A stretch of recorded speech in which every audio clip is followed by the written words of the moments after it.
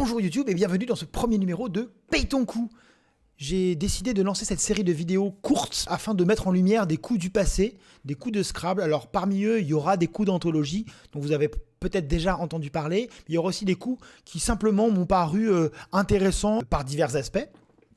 Le premier date de 1980, donc c'est vraiment pas hier. À l'époque, les mots autorisés au Scrabble par la Fédération internationale étaient ceux, pour résumer, du Petit Larousse illustré de l'année en cours, accompagné des conjugaisons du Becherel. Le premier logiciel de Scrabble n'existe pas encore et les arbitres arbitrent à la main avec Petit Larousse illustré d'un côté, Becherel de l'autre et doivent vérifier d'une part que les mots joués sont autorisés, d'autre part quels sont parmi les premiers bulletins, les bulletins des meilleurs joueurs, le meilleur mot qui a été joué, le mot qui rapportait le plus. Il faut savoir qu'en 1981, il y a eu une énorme refonte du Petit Larousse illustré.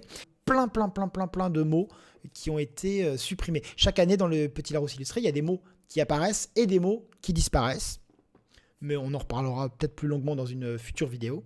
Cette énorme refonte du Petit Larousse illustré a entraîné une désertion des clubs de Scrabble et également des clubs de chiffres et des lettres parce que les joueurs avaient eu beaucoup de mal à désapprendre des mots. Il semblerait, moi j'ai pas trop cette expérience, que désapprendre des choses est vraiment extrêmement compliqué, frustrant et voilà. Grosso modo négatif. Ce désagrément dû à la disparition de nombreux mots est une des raisons principales pour laquelle l'officiel du Scrabble a été envisagé. Et l'une des politiques de cet ouvrage, qui depuis est la référence actuellement dans sa 8e édition, est de ne pas enlever de mots d'une édition sur l'autre. Les mots ne sont plus retirés de l'officiel du Scrabble, sauf exception. On fera une vidéo plus tard là-dessus. Il y a quelques mots qui ont disparu, mais vraiment une broutille.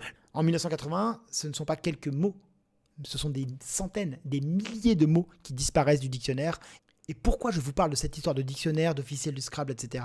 Parce que le coup que je vais vous présenter aujourd'hui pour ce premier numéro de Paye ton coup, c'est un coup qu'on ne peut plus jouer aujourd'hui. Nous sommes au 16e coup de la deuxième partie du championnat du monde 1980 à Liège. Si la partie avait été jouée aujourd'hui, alors elle serait pas du tout comme celle-là parce que à peu près un coup sur deux, on peut jouer mieux, ce qui est normal, parce que depuis l'époque, il y a eu beaucoup de mots qui ont été ajoutés, notamment des mots de deux lettres, pour citer en vrac, AA, VE, VS, BA, BE. Enfin, il y a un WU qui n'était pas encore bon à l'époque. Néanmoins, si jamais on avait cette grille avec le tirage AE 3L 2T, comment on pourrait trouver le top? Un petit point pédagogique. Le tirage n'est pas très engageant, donc on ne va pas trop chercher le Scrabble. On va essayer de prolonger les mots sur la grille. Qu'est-ce qu'on prolonge? On pense à prolonger par exemple Bazet avec un T pour la conjugaison à l'imparfait. Prolonger Fox, la race de chien, en foxé, l'adjectif F-O-X-E, qui est un adjectif qui qualifie le goût aigre de certains vins américains selon l'ODS. Qu'est-ce qu'il y a d'autre à prolonger? Annélé, on ne peut pas mettre de A au bout, ça ne passe pas. Rimerait, on peut mettre un T pour faire tôt, mais ça fait vraiment pas beaucoup de points.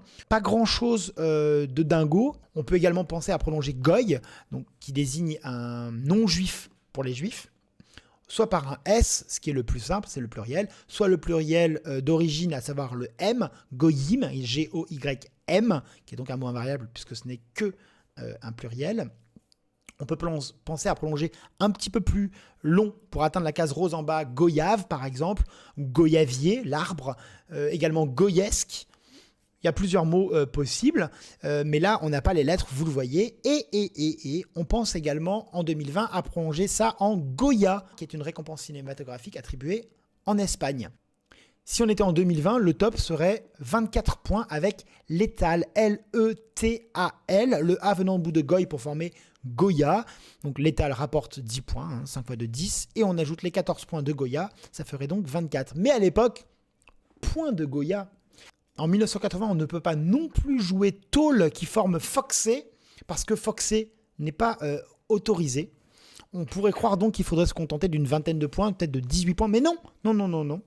On peut jouer 24, oui, mais avec un mot qui n'est plus autorisé aujourd'hui. En effet, à l'époque, on pouvait prolonger Goy, G-O-Y, par Goy avec un E. C'est une autre graphie de Goy. Comme le souligne Patrick Vigroux, qui est un joueur qui jouait déjà à l'époque, qui est encore extrêmement performant, qui a répertorié ces mots disparus du Scrabble sur un site dont je vous mets le lien dans la description.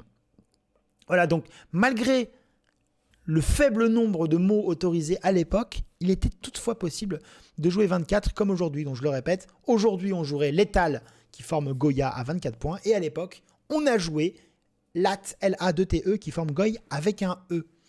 La partie s'achèvera sur un top à 814 points. Ça, vous vous en foutez, mais je voulais le dire quand même. À l'issue des 5 parties, c'est Vincent Labbé de France qui remporte la compétition avec un score incroyable de 4003 points sur un top de 4050 points. C'est-à-dire qu'en 5 parties, il n'a égaré que 47 points. 47 points, c'est extrêmement faible comparé au moins 114 qui était le record à l'époque. Donc il a fait mieux que diviser par 2 le record détenu par le champion du monde en titre Benjamin Hanouna qui avait décroché son premier titre en 1979 à Vichy. Bravo à lui. Bon, c'est un petit peu un bravo 40 ans plus tard, mais quoi, ça compte, ça compte. Vincent Labbé termine la compétition devant Robert Laïc de France et Marc Sélis, belge, double champion du monde de Scrabble. Voilà, le premier numéro de Paye ton coup est désormais terminé. On se retrouve sous peu pour les parties pédagogiques que je publie généralement du mardi au samedi. C'est tous les matins à 8h sur la chaîne. Pensez à vous abonner, pensez à cliquer sur la cloche, pensez à partager, pensez à commenter. Et je vais continuer, je vais fouiller au plus profond de ces parties de Scrabble d'un autre temps pour vous dénicher des coups toujours plus spectaculaires les uns que les autres. À bientôt.